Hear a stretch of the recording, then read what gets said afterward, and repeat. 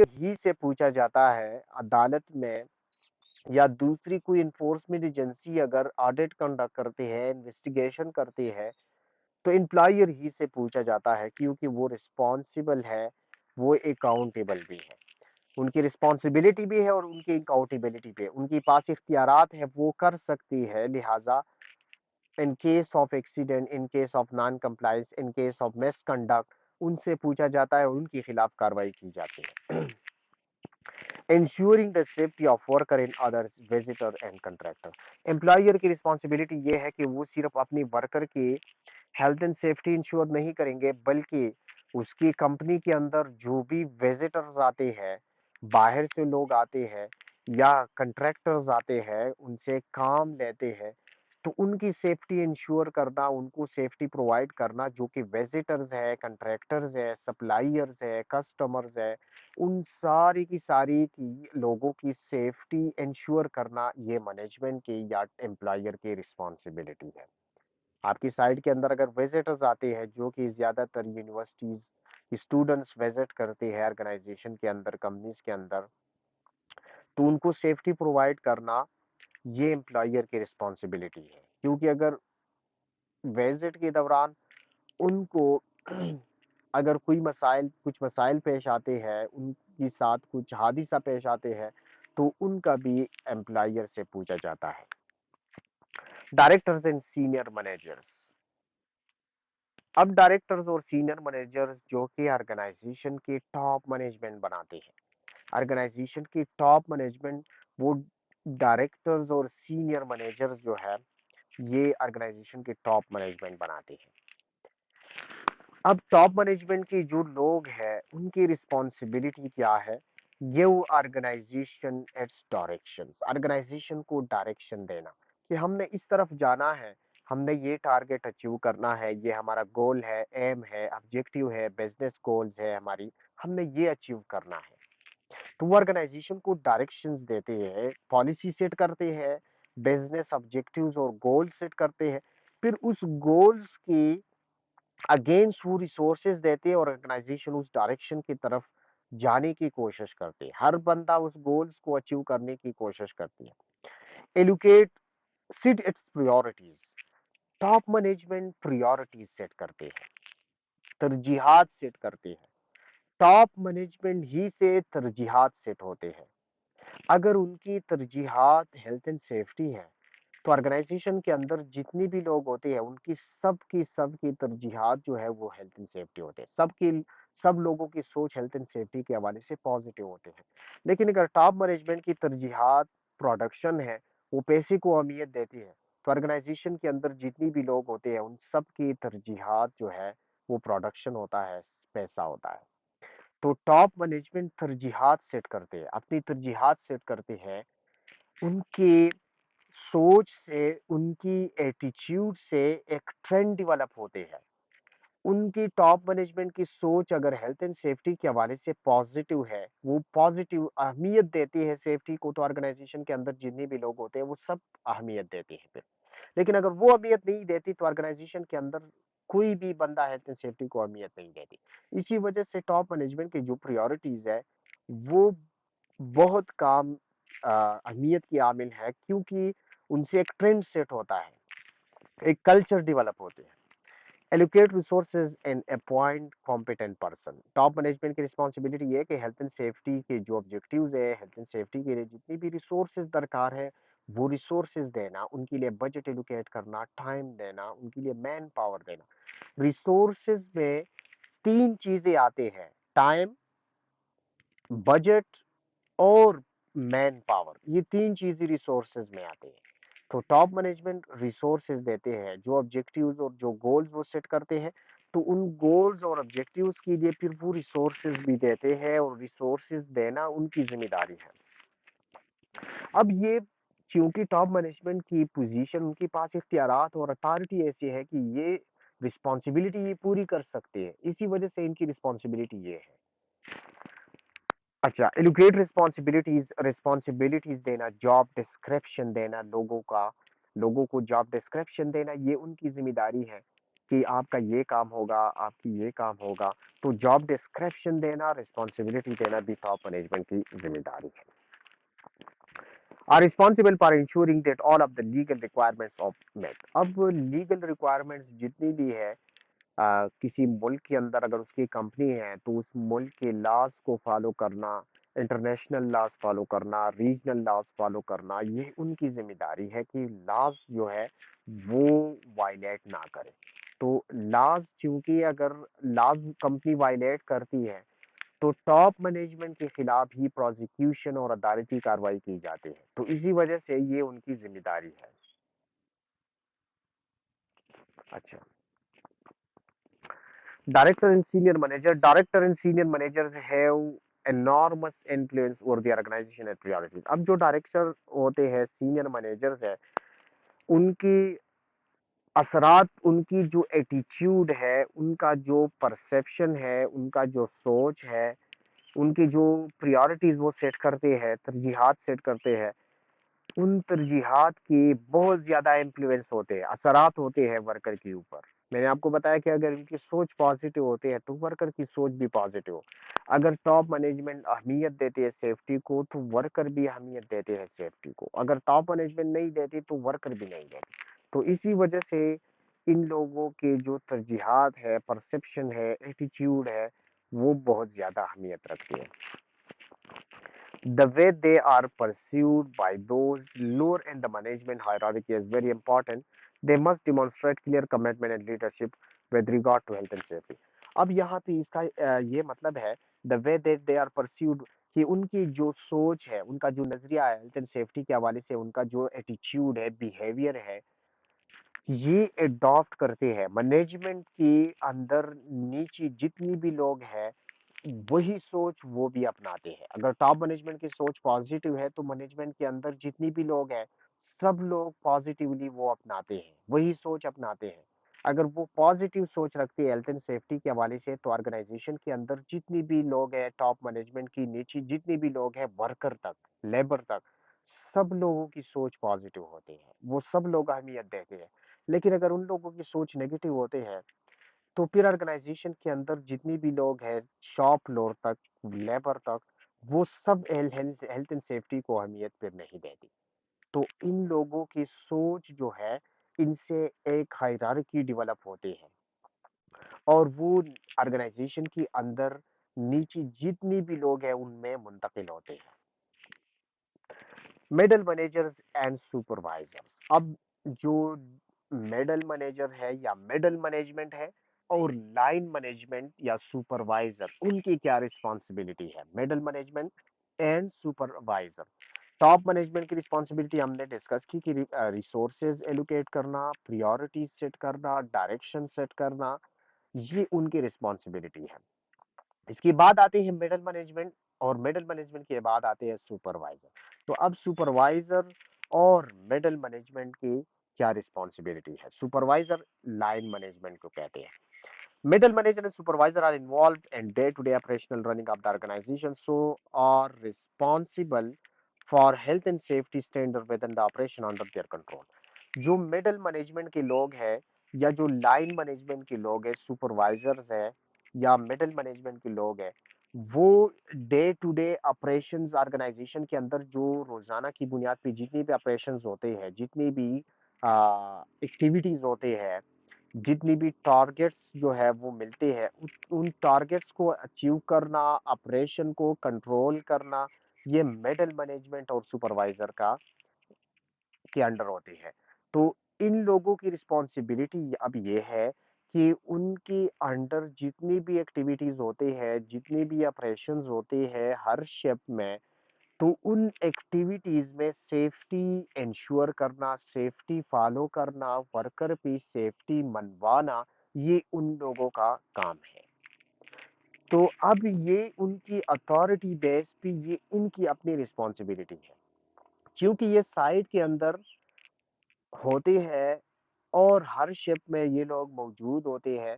तो एक्टिविटीज जितनी भी होते हैं उन एक्टिविटीज में हेल्थ एंड सेफ्टी इंश्योर करना, ये इन लोगों की जिम्मेदारी में आती है। टॉप मैनेजमेंट की जिम्मेदारी वो अलग थे। उनकी ज़िम्मेदारी डायरेक्शंस देना, पॉलिसी बनाना, टारगेट सेट करना, प्रायोरिटी सेट करना, बजट एलोकेट करना, रिसोर्सेज़ देना, ये उनकी अपनी ज़िम्मेदारी है। अब टॉप मैनेजमेंट चूँकि साइट के अंदर नहीं होते, वो ऑफिसेज़ में होते हैं, हेड ऑफिसेज़ में होते हैं, तो वो ऑफिसेज़ से ही अपनी रिस्पॉन्सिबिलिटी पूरी करते हैं। साइट के अंदर जो लोग होते हैं वो मिडल मैनेजर होते हैं और सुपरवाइजर होते हैं। तो अब इनकी जिम्मेदारी ये है कि चूंकि ये टारगेट नहीं सेट कर सकते, ये चूंकि पॉलिसीज नहीं सेट कर सकती, ये बजट एलोकेट नहीं कर सकती, ये प्रायोरिटीज सेट नहीं कर सकती, तो उनकी जिम्मेदारी क्या है? डे टू डे जितनी एक्टिविटीज होते हैं, वर्कर इनके अंडर होते हैं, तो वर्कर पे सेफ्टी मनवाना इन लोगों की जिम्मेदारी है। अच्छा, नेक्स्ट हमारा टॉपिक है share responsibility of the joint occupiers. सबसे पहले आते हैं जॉइंट ऑक्युपायर्स क्या है, फिर रिस्पॉन्सिबिलिटी की तरफ आते हैं। जॉइंट ऑक्युपायर्स से मुराद ये है यार, अपना माइक म्यूट करे काइंडली। जॉइंट ऑक्युपायर से मुराद ये है कि अगर कोई बिल्डिंग है और उस बिल्डिंग के अंदर मुख्तलिफ लोग, मुख्तलिफ ऑर्गेनाइजेशन अपनी बिजनेस ऑपरेट कर रही है, यानी एक ही बिल्डिंग के अंदर मुख्तलिफ लोग अपनी अपनी बिजनेस, अपनी अपनी एक्टिविटीज, अपनी अपनी काम करती है, तो ऐसी बिल्डिंग के अंदर जो लोग रह रही है, जो लोग काम कर रही है, उनको जॉइंट ऑक्युपायर्स कहते हैं। यानी लेट्स सपोज एक बिल्डिंग है, उस बिल्डिंग के अंदर मुख्तलिफ ऑफिस है, कोई कहीं पे रेस्टोरेंट है, कहीं पे जो है प्रॉपर्टी डीलर है, कहीं पे ऑफिस वर्क है, कहीं पे जो है एक छोटी सी जो है सेटअप है, फैक्ट्री है। तो उस बिल्डिंग के अंदर जितने भी लोग रह रही है, वो जॉइंट ऑक्युपायर्स कहलाते हैं, जॉइंट ऑक्युपायर्स। अब जॉइंट ऑक्युपायर्स की हेल्थ एंड सेफ्टी के हवाले से क्या रिस्पॉन्सिबिलिटी है, तो इसके हवाले से आईएलओ कन्वेंशन का आर्टिकल 17 है। आर्टिकल 17 कन्वेंशन C155 और आर्टिकल आईएलओ रिकमेंडेशन आर्टिकल 11 और आर्टिकल 17, वो जॉइंट ऑक्युपायर्स की हेल्थ एंड सेफ्टी के हवाले से, रिस्पॉन्सिबिलिटी के हवाले से बता रही है। Employer and share facility should communicate to develop appropriate health and safety standard and appropriate policies and procedures. Article 17 और रिकमेंडेशन आर्टिकल 19 बता रही है कि अगर जॉइंट ऑक्युपायर्स है, लोग एक ही बिल्डिंग में रह रही है, मुख्तलिफ एक्टिविटीज कर रही है, तो उनकी रिस्पॉन्सिबिलिटी ये है कि वो क्या करेंगे? Health and safety standard develop करेंगे और पॉलिसीज जो है वो डेवलप करेंगे। अपनी हेल्थ एंड सेफ्टी हर बंदा, हर ऑर्गेनाइजेशन जो उस बिल्डिंग के अंदर काम कर रहे हैं, अपनी अपनी हेल्थ एंड सेफ्टी पॉलिसीज बनाएंगे, अपनी अपनी हेल्थ एंड सेफ्टी प्रोसीजर्स और स्टैंडर्ड बनाएंगे और एक दूसरे के साथ शेयर करेंगे। क्योंकि पॉलिसी में, प्रोसीजर्स में वो इस तरह शेयर करना इसीलिए ज़रूरी है, ताकि हर बंदे को दूसरे की जो उस बिल्डिंग के अंदर रह रही है, उनकी खतरात का पता हो कि यहाँ पे एक ये लोग भी रह रही है और ये काम कर रही है, और उनके काम के साथ-साथ ये खतरात मुंसलिक है। तो इसलिए वजह से वो शेयर करना ज़रूरी है। दिस में इंक्लूड, इस प्रोसीजर में कौन-कौन सी प्रोसीजर्स और क्या-क्या एक दूसरे के साथ शेयर करेंगे। Sharing procedure is fire emergency response. Fire emergency response के हवाले से एक दूसरे के साथ जो प्रोसीजर है वो शेयर करेंगे। हर बंदा एक दूसरे को बताएंगे कि यहाँ पे फायर की ये चांसेस है, आग लगने की ये चांसेस है, और अगर यहाँ पे आग लगती है तो हमने क्या प्रोसीजर बनाई हुई है, हमने क्या करना है, हमने अपने वर्कर को क्या बताई हुई है कि आग के दौरान आपने क्या करना है। तो ये एक दूसरे के साथ शेयर करेंगे। शेयरिंग रिस्क असेसमेंट, एक दूसरे के साथ रिस्क असेसमेंट शेयर करेंगे। रिस्क असेसमेंट हम पढ़ेंगे चैप्टर 3 में। रिस्क असेसमेंट क्या है? रिस्क असेसमेंट ये एक ऐसा प्रोसेस है सेफ्टी में, जिसमें हम अपनी कंपनी के अंदर रिस्क को असेस करते हैं, हैजर्ड मालूम करते हैं कि ये खतरात है, इन ये चीज़ें हैं, ये कंडीशन है और इनकी वजह से एक्सीडेंट की चांसेस है। वो हम मालूम करते हैं और फिर उनकी चांसेस कितनी है, रिस्क कितना है, वो हम मालूम करते हैं। अगर हाई है तो फिर उसको कम करते हैं, कंट्रोल्स और स्टैंडर्ड्स जो है इम्प्लीमेंट करके उनकी चांसेस को कम करते हैं। तो ये है risk assessment process. Let's suppose मैं आपको एग्जांपल दे रहा हूँ। लेट्स सपोज अगर हमारी कंपनी के अंदर गाड़ियां जा रही हैं, गाड़ियां हैं, हैवी डंपर है, हैवी ट्रक्स है और वो बहुत जो है हाई स्पीड और स्पीडिंग के साथ वो गाड़ियां जो है साइड के अंदर और स्पीडिंग के साथ वो मूवमेंट कर रही हैं। तो अब रिस्क असेसमेंट अगर हम कर रही हैं तो इसका मतलब है कि हम ये रिस्क इवैल्यूएट करेंगे कि जो गाड़ियाँ जो है मूविंग व्हीकल है और स्पीडिंग भी कर रही है, तो इसकी वजह से हादसे के चांसेस यानी रिस्क बहुत ज़्यादा है। हम अब फिर इसको कंट्रोल करेंगे, कम से कम लेवल पे लाएँगे, तो हम क्या करेंगे, ट्रांसपोर्ट मैनेजमेंट सिस्टम उसके हवाले से जो रिस्क है वो कम करेंगे, फुटपाथ बनाएँगे, स्पीड लिमिट पॉलिसी बनाएँगे और उसको इम्प्लीमेंट करेंगे और जो ड्राइवर, जो ऑपरेटर उसको नहीं मानता, तो उनकी एनफोर्समेंट स्ट्रिक्ट डिसिप्लिनरी प्रोसीजर्स बनाते हैं, उनके खिलाफ एक्शन लेते हैं। इस तरह क्रॉसिंग पॉइंट या ज़ेब्रा पॉइंट्स, ज़ेब्रा क्रॉस बनाएँ, फ्लाईओवर जो है अगर पॉसिबल है वो बनाएँगे। इसके अलावा ब्लाइंड स्पॉट्स जो है, जो टर्न्स है, ब्लाइंड स्पॉट्स है उसको हाइलाइट करेंगे, उस वहाँ पे मिरर लगाएँगे, वर्कर्स को और ड्राइवर्स को ट्रेनिंग देंगे। तो इसी तरह जो है हम रिस्क को कम से कम लेवल पे लाएँगे। तो रिस्क असेसमेंट एक दूसरे के साथ शेयर करेंगे, हर बंदा दूसरे को बताएँगे कि हमारे ऑर्गेनाइजेशन के साथ ये रिस्क मुंसलिक है और हमने इसकी कंट्रोल के लिए ये चीज़ें जो है ये इंतज़ामात की हुई है। तो ये एक दूसरे के साथ शेयर करेंगे। Joint management committee meeting, organisation जो जितनी भी ऑर्गेनाइजेशन वो बिल्डिंग के अंदर काम कर रही है वो क्या करेंगे, वो जॉइंट मीटिंग कंडक्ट करेंगे। वो महीने बाद, 1 महीने बाद, 2 महीने बाद वो एक joint meeting, health and safety meeting conduct करेंगे और हर ऑर्गेनाइजेशन से पार्टिसिपेंट उसमें शामिल होना चाहिए। हर ऑर्गेनाइजेशन से एक बंदा उस मीटिंग में हिस्सा लेना जरूरी है और उस मीटिंग में health and safety issues discuss की जाती है कि बिल्डिंग के अंदर जितने भी लोग हैं, जितनी ऑर्गेनाइजेशन है, उनकी हेल्थ एंड सेफ्टी रिस्क क्या क्या है, कौन कौन सी इश्यूज है, उसको किस तरह जो है खत्म किया जा सकता है, कंट्रोल किया जा सकता है। तो इससे जो रिस्क है, खतरात है, वो मैनेज हो सकेंगे। तो ये जॉइंट ऑक्यूपाइजर्स की रिस्पॉन्सिबिलिटी है। नेक्स्ट हमारा टॉपिक है कंट्रैक्टर मैनेजमेंट। कंट्रैक्टर मैनेजमेंट, सबसे पहले आती है व्हाट इज कंट्रैक्टर, के कंट्रैक्टर क्या है। कंट्रैक्टर वो ऑर्गेनाइजेशन, वो कंपनी जो किसी दूसरी ऑर्गेनाइजेशन को अपनी सर्विसेज देते हैं। कंट्रैक्टर वो कंपनी होती है जो कि किसी फील्ड में माहिर होती है, किसी फील्ड में उसकी एक्सपर्टीज होते हैं, किसी फील्ड में वो माहिर होती है, किसी काम में वो माहिर होते हैं और अपनी उस एक्सपर्टीज के मुताबिक, अपनी उस महारत के मुताबिक लोगों को, क्लाइंट्स को, कंपनीज को, दूसरी ऑर्गेनाइजेशन को अपनी सर्विसेज देते हैं। तो ऐसी कंपनी को कंट्रैक्टर कंपनी कहते हैं। मिसाल मैं आपको दे रहा हूं, पाकिस्तान के अंदर मुख्तलिफ डैम्स बन रही है, बाशा डैम है, दासू डैम है, मोमन डैम है, मुख्तलिफ डैम्स यहाँ पे बन रही है। अब ये डैम जो है, डैम बनाना, बिजली, ये इसकी एक कंसर्न डिपार्टमेंट है, कंसर्न अथॉरिटी है पाकिस्तान के अंदर जिसका नाम है वापडा। अब वापडा खुद एक कंपनी है, खुद एक ऑर्गेनाइजेशन है, लेकिन वापडा डैम्स नहीं बना सकती।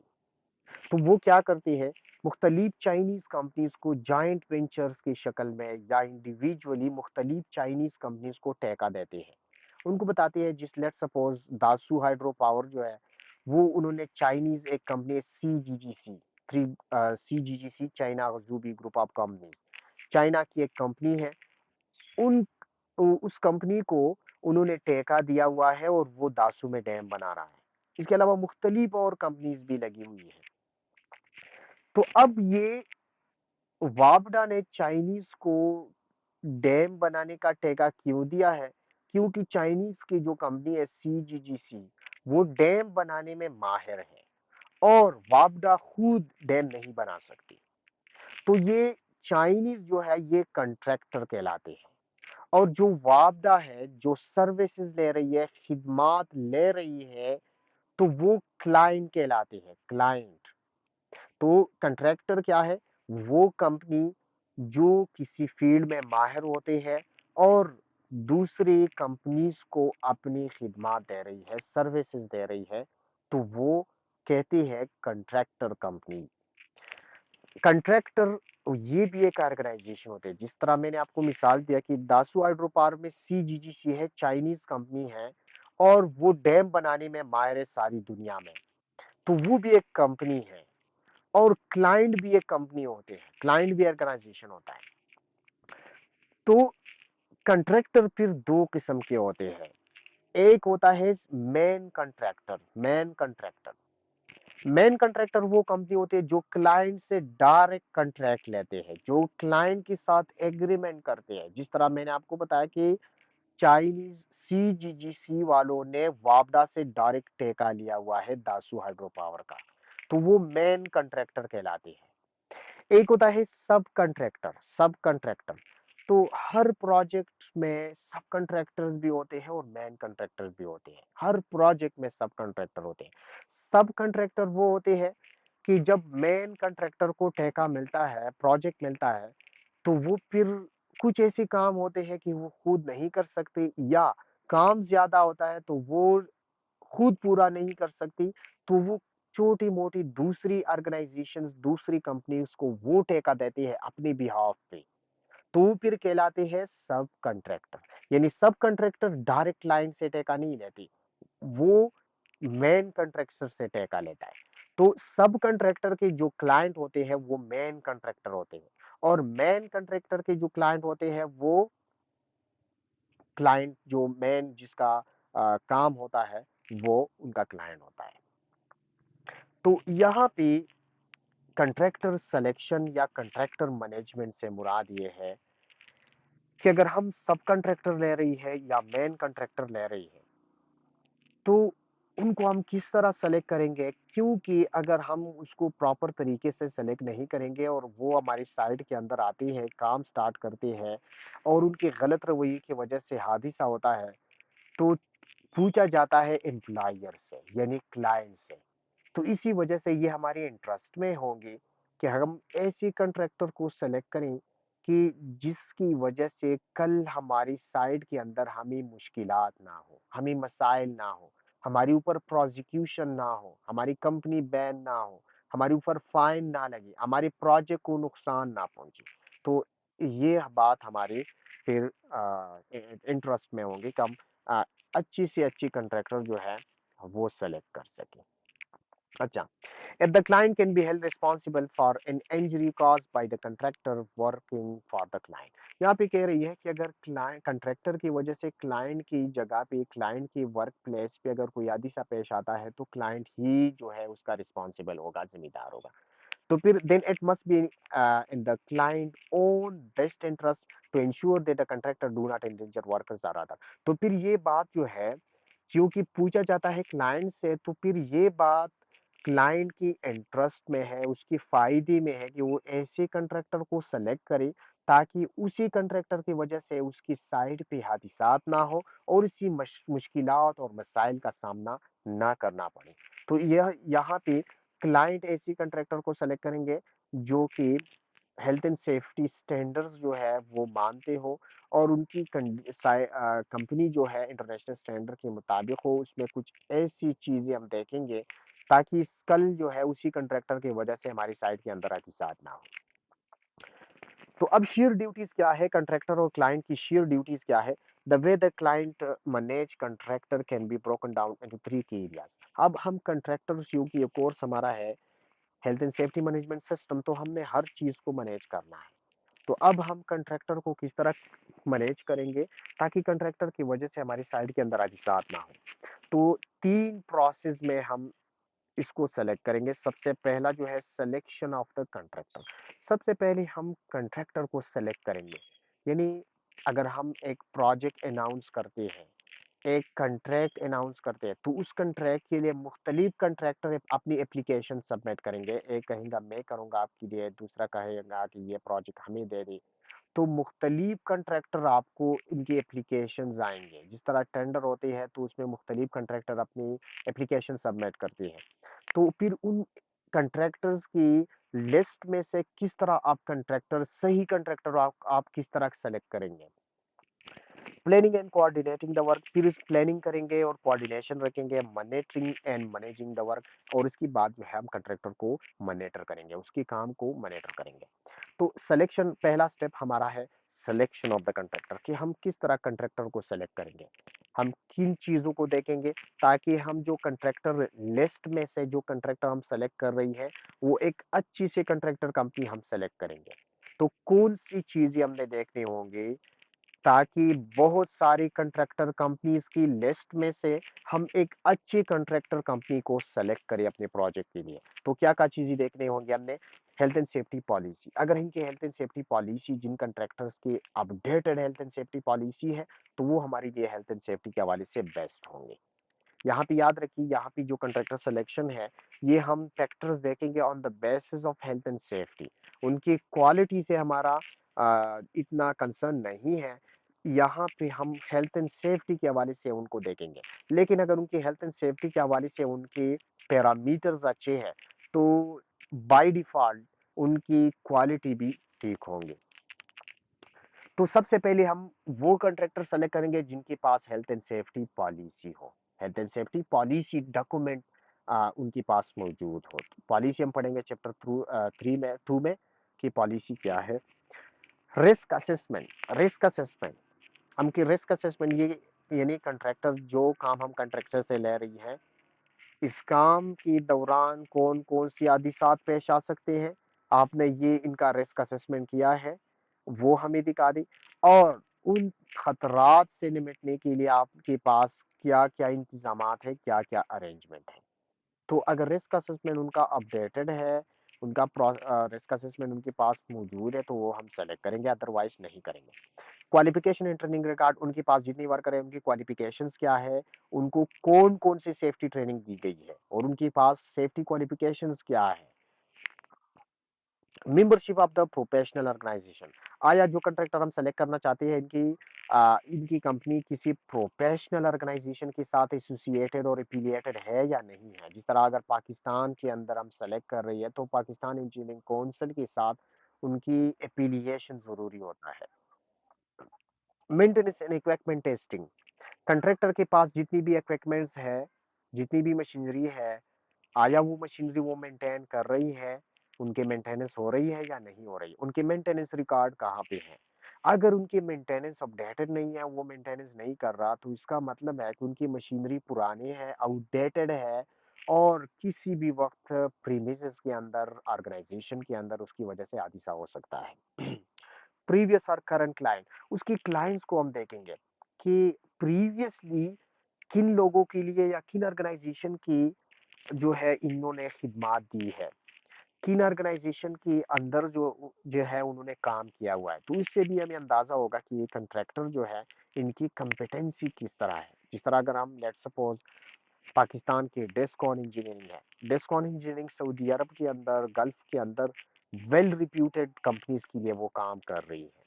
अबू धाबी, एडगेस, इस तरह एडनॉक जो है, उनके लिए कतर गैस के लिए वो काम कर रही है। तो अगर हम उनकी क्लाइंट्स को देखेंगे, प्रीवियस क्लाइंट को, तो हमें अंदाजा होगा कि इसकी कॉम्पिटेंसी कितनी है। तो अगर वेल रिप्यूटेड क्लाइंट है उनकी, तो इसका ये मतलब है कि ये कंपनी भी ठीक है। तब जो है वेल रिप्यूटेड कंपनीज जो है, क्लाइंट जो है, उनसे अपनी सर्विसेज ले रही है। एक्सीडेंट रिकॉर्ड, एक्सीडेंट रिकॉर्ड भी हम देखेंगे, यार आपकी एक्सीडेंट रिकॉर्ड कहाँ पे है। अगर एक्सीडेंट हिस्ट्री ठीक नहीं है, वो कंपनी जो है ज्यादा हादिसात, प्रीवियस कंट्रैक्ट में ज्यादा हादिसात हो चुके हैं, तो इसका मतलब है कि ये कंपनी हेल्थ एंड सेफ्टी के लिहाज नहीं रख रहा, ये कंपनी हेल्थ एंड सेफ्टी को अहमियत नहीं दे रहा, इसी वजह से उनकी एक्सीडेंट हिस्ट्री जो है वो ठीक नहीं है, हादिसात इस कंपनी के अंदर ज्यादा है। एनफोर्समेंट एक्शन कितनी ली गई है, कानूनी कार्रवाई कितनी की गई है इस कंपनी के खिलाफ? ज़ाहिर-सी बात है कानूनी कार्रवाई तब होंगे जब आप कानून नहीं मानते। तो जब आप किसी ऐसी कंपनी को ठेका देते हैं जो आपकी मुल्क के कानून नहीं मानती या नेशनल लॉज़ या रीजनल लॉज़ नहीं मानती, तो मसाइल आपके लिए ही पैदा होंगे। तो ये इस तरह की कॉन्ट्रैक्टर हम सेलेक्ट नहीं करेंगे। एडिक्वेट रिसोर्सेज इस कंपनी के साथ पास जो है रिसोर्सेज कितने हैं, रिसोर्सेज मैन पावर कितना है, मशीनरीज कितनी हैं।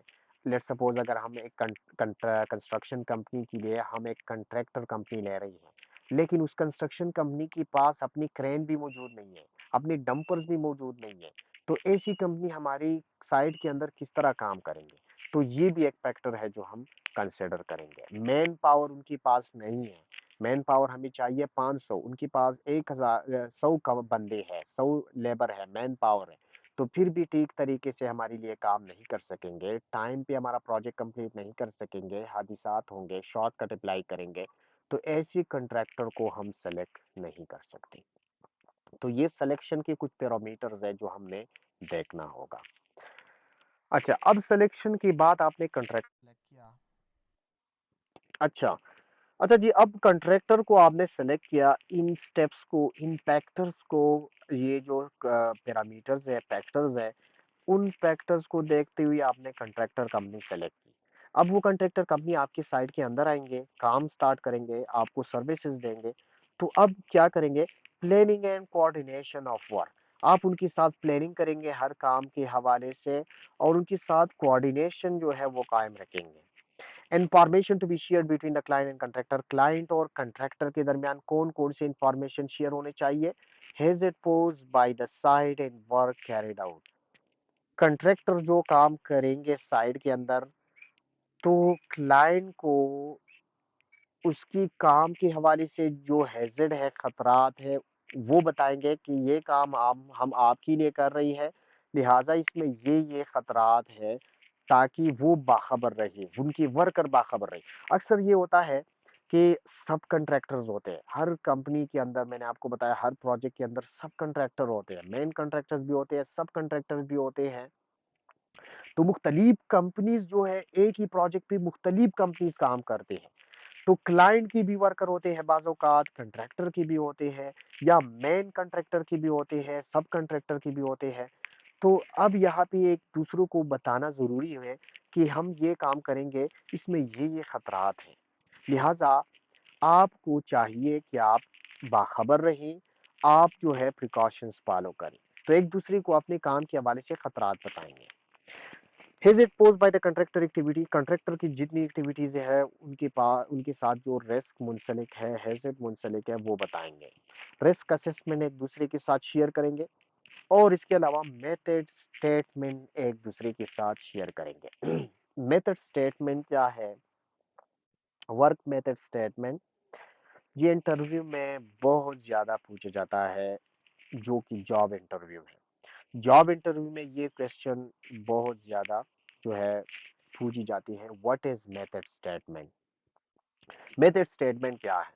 मेथड स्टेटमेंट एक ऐसा डॉक्यूमेंट है जो कंट्रैक्टर काम स्टार्ट करने से पहले अपनी क्लाइंट को सबमिट करते हैं, और उसमें ये बताते हैं कि जो काम हम आपके लिए कर रही हैं, स्टेप वाइज हम किस तरह ये काम करेंगे।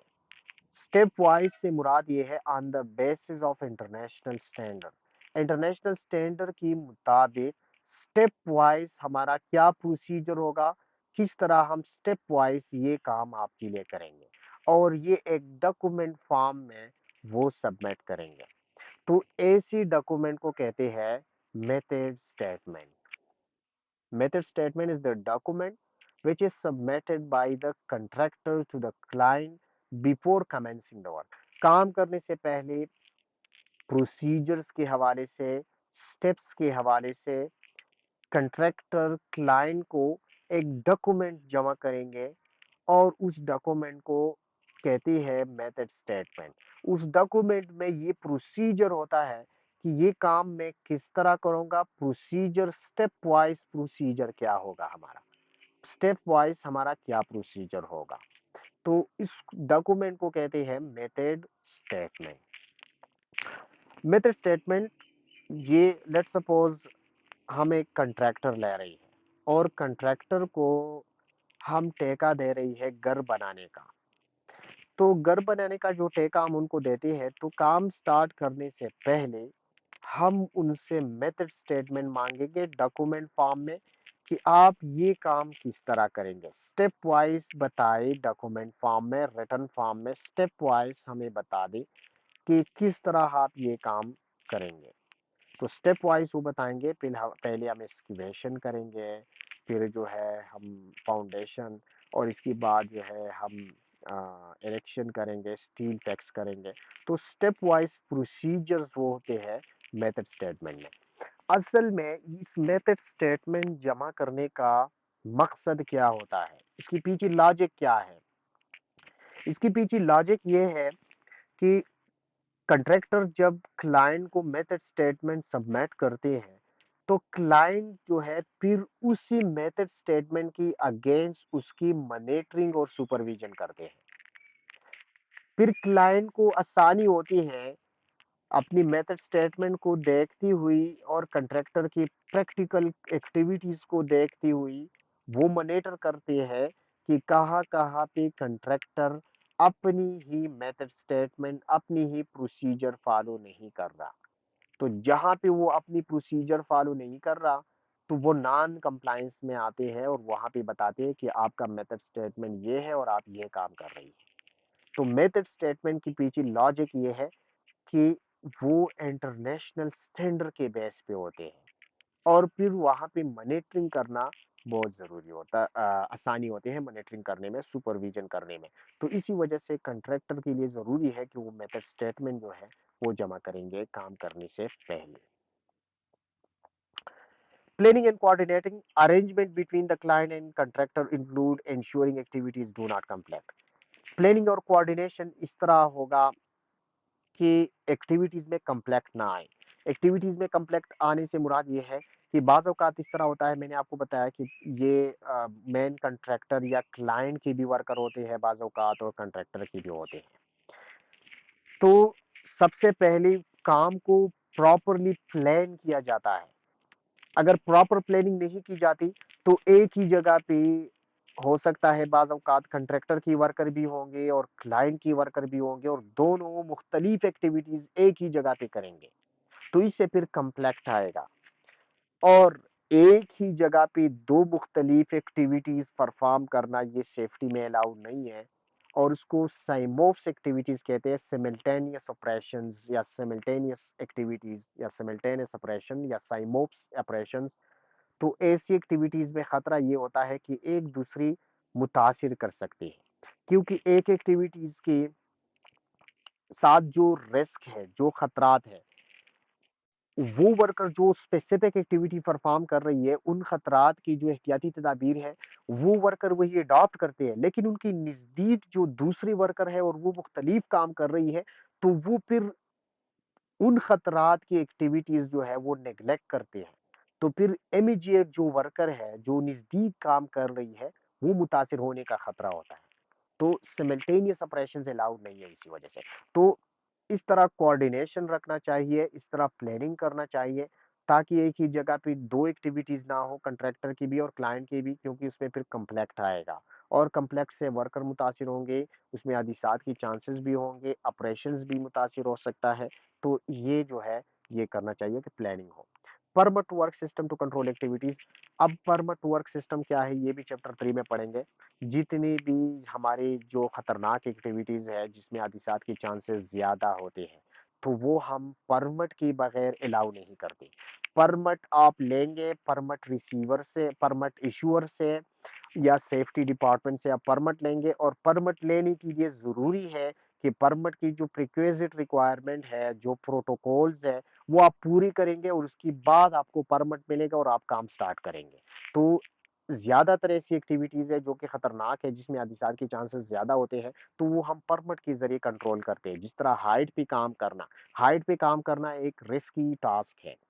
हाइट से गिरने के चांसेस होते हैं, ऊपर से मटेरियल गिरने के चांसेस होते हैं। तो हाइट पे काम करना हम परमिट के बगैर अलाउ नहीं करते। और परमिट अगर आप हाइट के लिए ले रही है, तो आपने हाइट की जितनी भी प्रोटोकॉल्स है, जितनी भी एहतियाती तदाबीर है, वो आपने पूरा करना होगा। आपकी सीवी ठीक होनी चाहिए, आपका प्लेटफॉर्म ठीक होना चाहिए, आपकी worker work at height train होना चाहिए, आपकी वर्कर के पास जो है, जो हाइट पे काम कर रहे हैं, उनके साथ सेफ्टी बेल्ट होना चाहिए। दूसरी मैंडेटरी इक्विपमेंट होनी चाहिए, हवा का स्पीड जो है ज़्यादा नहीं होना चाहिए। इसके बाद जो है आपको परमिट मिलेगा और आप हाइट पे जा सकेंगे।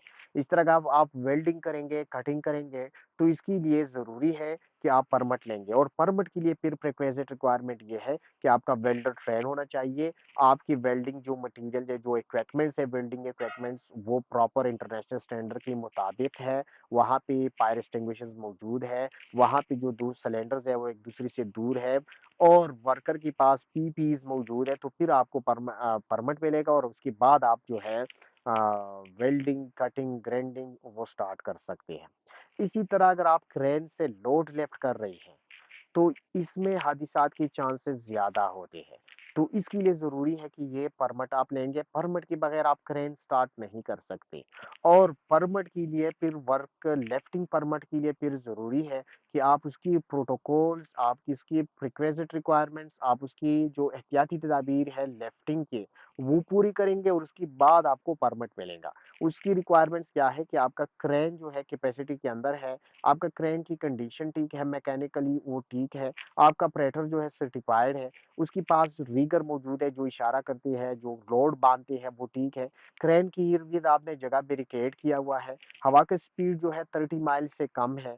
इसी तरह कोई गैर मुतालिका लोग या वर्कर क्रेन की बूम के अंदर या लोड के अंदर जो है वो नहीं है, वो सेग्रीगेट है, तो इसके बाद आपको लिफ्टिंग परमिट मिलेगा। तो परमिट अगर हम कॉन्ट्रैक्टर की जितनी भी एक्टिविटीज वो कर रही है, अगर हम उसको परमिट के जरिए कंट्रोल करेंगे, तो इससे हादिसात की चांसेस जो है वो कम हो सकती है। अच्छा, monitor and managing the work. अब हम कॉन्ट्रैक्टर को हमने सेलेक्ट भी किया, कोऑर्डिनेशन भी की, प्लानिंग भी किया, डॉक्यूमेंट्स भी सबमिट की, मेथड स्टेटमेंट भी सबमिट किया। अब उनकी मॉनिटरिंग करना ये ज़रूरी है। मॉनिटरिंग से मुराद ये है कि आपकी सेफ्टी वाली उसको मॉनिटर करेंगे, ताकि वो अपनी मेथड स्टेटमेंट फॉलो कर रही है या नहीं कर रही, वो सेफ प्रोसीजर फॉलो कर रही है या नहीं कर रही। अगर नहीं कर रही है तो उनको नॉन कंप्लायंस रिपोर्ट या उनके खिलाफ एक्शन जो है वो ली जा सकती है। The client must monitor the work to ensure safety. Client monitor करेंगे contractor की activities को. The client can stop the work if involve unsafe practice. Client को ये इख्तियारात हासिल होते हैं कि अगर कंट्रैक्टर अनसेफ प्रैक्टिसेस अपना रही है तो उनको स्टॉप करें, क्योंकि अगर उनको स्टॉप नहीं करेंगे तो मसला ये होगा कि उनकी प्रीमिसेस के अंदर, उनकी ऑर्गेनाइजेशन के अंदर हादिसात होंगे और फिर मसाइल उनके लिए खड़ा होंगे, हेडेक उनके लिए बनाएगा। तो इसीलिए वो स्टॉप करेंगे अगर वो अनसेफ प्रैक्टिसेस में इन्वॉल्व है। Auditing against the agreed method statement is a good technique. Audit करना कंट्रैक्टर का कि वो अपनी ही मेथड स्टेटमेंट फॉलो कर रही है या नहीं कर रही है, तो ये एक अच्छा टेक्निक है। और इससे कंट्रैक्टर हम उनकी एक्टिविटीज मॉनिटर कर सकती है, उनको प्रॉपरली सुपरवाइज कर सकती है। This is the end of the module 1.3 and this is the end of the element 1। ये चैप्टर नंबर 1 यहाँ पे खत्म हुआ। तो